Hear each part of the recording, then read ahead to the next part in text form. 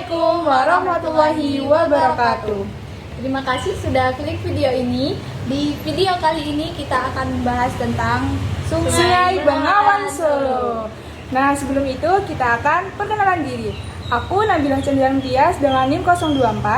Aku Febilia Evinda Esyana dengan NIM 020. Aku Maufira Atiko NIM 023. Kalian tahu nggak Sungai Bengawan Solo itu ada di mana? Sungai Bengawan Solo itu bukannya ada di Jawa Tengah ya? Iya, tepatnya di Solo, bukan sih, kan namanya Sungai Bengawan Solo, bener gak?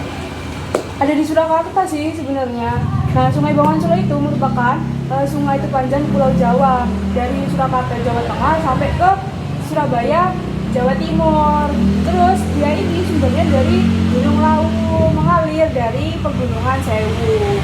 Berarti panjang banget ya. Berapa sih panjangnya itu? Kalau setahuku sih ya 16.100 km persegi. Panjang banget ya. Kira-kira gimana ya bentukan Sungai Bengawan Solo itu?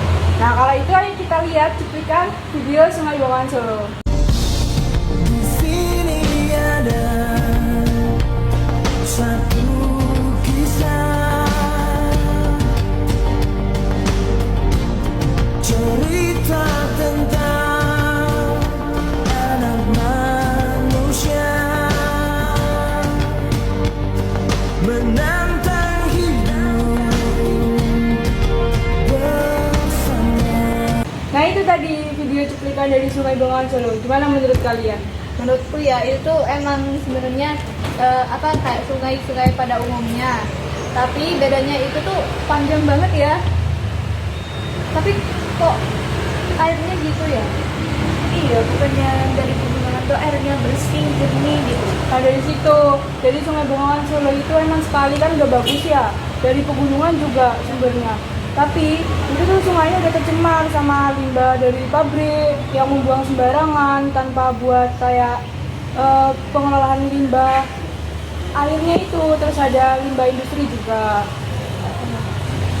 Nah, kita itu harus memanfaatkan air dari Sungai Bengawan Solo itu biar tidak sia-sia. Jadi kita memanfaatkan buat air pertanian. Menurut ini gimana? Iya sih, cocok buat perairan di pertanian, ya kan? Iya, boleh sih kalau buat pertanian gitu. Tapi gimana ya, menurutku ya, kalau misalnya dibuat pertanian, biayanya mahal nggak sih? Kalau misalkan biaya mesti kalau misalkan awalnya gitu kan, awal dari awal pembuatan perairan gitu buat pertanian tuh masih mahal. Cuman kan nanti akhirnya kita tuh dapat dampaknya dari itu. Jadi kita bisa memanfaatkan dengan baik sungai dari Bengawan Solo itu buat pertanian. Tapi kan ya, kan Sungai Bengawan Solo itu kan sungainya panjang ya, kurang lebih 16.000 km persegi. Nah, itu cukup kan airnya dibuat untuk air persawahan yang beribu-ribu hektar itu kan. Tapi menurutku ya, airnya itu jauh dari kata optimal. Iya, betul. Tapi pas musim kemarau juga airnya itu menurun drastis sehingga aliran dari sungai ke sawah itu nggak maksimal. Ya, terus kan di air di sungai itu kan ada ekosistem lain ya, kayak ikan, terus tanaman yang ada di air itu tuh kan dapat terganggu kalau misalkan airnya dibuat ke pertanian semua. Jadi gimana caranya biar gak mengganggu ekosistem lain gitu. Nah, kita itu bisa mulai dengan irigasi tetes di area kecil. Teknologi ini dapat menghemat air hingga 60%. Iya juga ya, bener sih, aku setuju. Kalau pembuatan bendungan ini tuh sangat bermanfaat sekali. Apalagi kalau misalnya musim hujan ya, kan hujan deras itu airnya itu bisa ditampung dulu. Jadi kalau musim kemarau airnya bisa dilepaskan atau bisa digunakan waktu saat musim kemarau. Nah, untuk pembuatan bendungan itu kita juga harus melibatkan masyarakat sekitar untuk penanaman pohon di area sungai untuk pengikatan air gitu. Nah, terus gimana caranya biar gak terjadi konflik antara masyarakat dengan penambang pasir di hilir? Nah, itu harusnya bisa ya.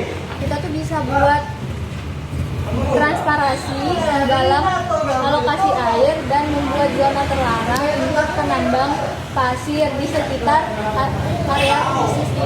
Jadi itu mengurangi konflik sama penambang pasir di area hilir gitu. Oh, berarti jadi kuncinya itu yaitu membuat area transparan itu kan, Iya. transparansi dan alokasi itu.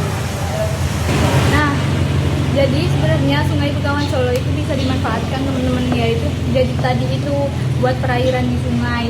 Tapi kita tidak boleh melupakan ekosistem yang ada di air. Jadi Kita membuat bendungan agar pada saat musim hujan airnya itu bisa ditampung dulu dan digunakan pada saat musim kemarau. Nah, segitu saja pembahasan tentang Sungai Begawan Solo dari kami. Terima kasih sudah menonton video kami. Dan semoga ide-ide kami bertiga ini bisa dimanfaatkan oleh kalian semua. Dadah, terima kasih. Wassalamualaikum warahmatullahi wabarakatuh.